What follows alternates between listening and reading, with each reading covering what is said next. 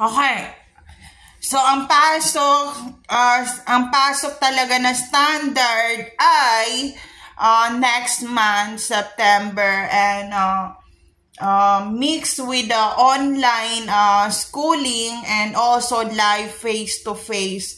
So, ayun. So, tinanong ko lang, and then, pwede kayo mag-enroll through online also sa UP, and also, pwede rin kayo ng live face-to-face na pwede kayong pumasok sa school o sa school ng araw-araw ganyan face-to-face. It's depend kung ano yung application na gusto nyong puntahan, kung gusto nyong pumasok ng live face-to-face, kung kaya nyo nang makipag face-to-face sa mga tao outdoors, sa labas. So, you can do that also, sabi nila. And pwede rin ang online para naman sa mga taong busy at walang time sa outside world or ayaw nila makipag-unahan sa sa araw-araw.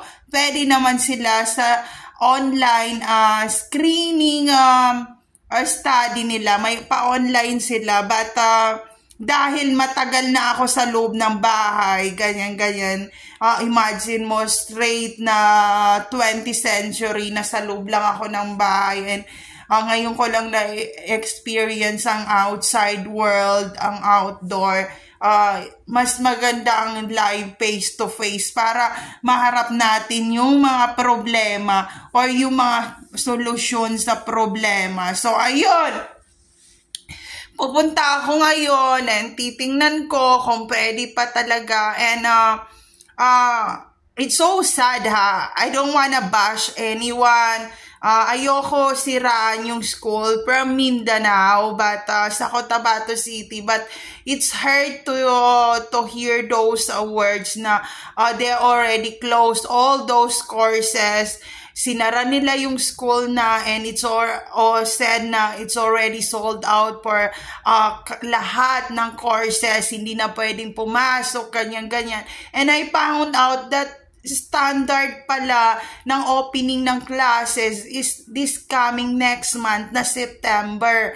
So, ayun, nasasaktan lang ako. And being nasasaktan, I push myself na maging high standard naman ako. So, pipiliin ko lahat ng university dito sa Manila to push myself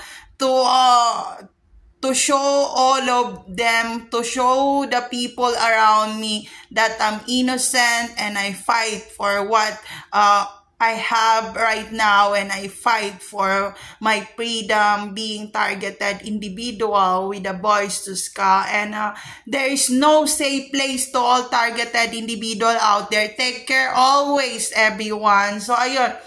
Sinabi nila meron na raw nauna, and then may nag-online enrollment pa. Pero kahit mag-online enrollment yun sila, yun ang ano, kasi ang gagawin ng online, kung mag-i-entrance exam yan sila, hindi pare-pareho yan ng exam yan. Yung answer sheet, hindi pare-pareho. Kaya matalino rin ng mga university about that, kasi limited lang ang pwedeng mag-exam sa isang araw, hindi lahat. So, halimbawa ngayon sa isang room, 10, sa kabila 10, sa kabila 10 na naman.